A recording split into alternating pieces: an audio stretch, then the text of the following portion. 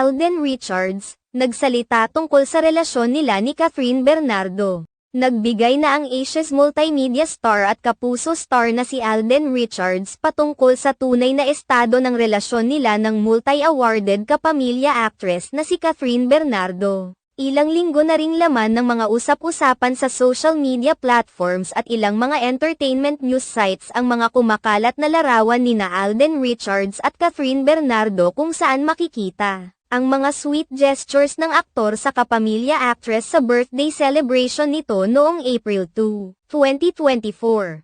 Kabilang sa mga kumakalat ay ang video ng pagdating ni Alden Richards sa venue kung saan idinaos ang birthday party ni Catherine Bernardo na inorganisa ng kanyang glam team. Makikita sa video na may dalang malaking bouquet of Ecuadorian roses at regalo para sa aktres na si Catherine Bernardo. Makikita naman sa reaksyon ni Catherine Bernardo na hindi niya inasahan ang pagdating ni Alden Richards dahil sa kanyang pagkagulat. Kaagad naman niya itong nilapitan at tinanggap ang dala nito para sa kanya. Bukod pa rito, kumakalat rin ang video kung saan makikita ang pagse-selfie ni Alden Richards at Catherine Bernardo. Dito na napansin ng mga netizens ang closeness at sweetness ng dalawa sa harap ng mga kaibigan ng Catherine Bernardo. Marami naman sa mga fans ng dalawa ang kinilig at lalong siniship ang tambalang Kathden. Samantala, sa isang panayam kay Alden Richards nitong April 10, 2024 sa 24 na oras, naitanong ng entertainment reporter na si Nelson Canlas sa aktor kung ano ang totoong relasyon ni Catherine Bernardo. Sinagot naman ito ni Alden Richards ng,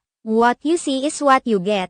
Iginiit din ni Alden Richards na hindi niya kailangang ipaliwanag ang relasyon nila ng aktres dahil kung ano ang nakikita ng iba sa kanila sa social media ay ganoon din naman sila sa personal. Ang tanging sinigurado ni Alden Richards ay masaya siya ngayong nakikita niyang masaya si Catherine Bernardo. Bukod pa rito, naniniwala rin si Alden Richards na hindi na kailangang ipamalita sa social media ang nangyayari sa personal nilang mga buhay ni Catherine Bernardo. Kabilang banda, may mga fans naman na naniniwalang totoong nagkakamabutihan na ang dalawa ngayong pareho na silang single.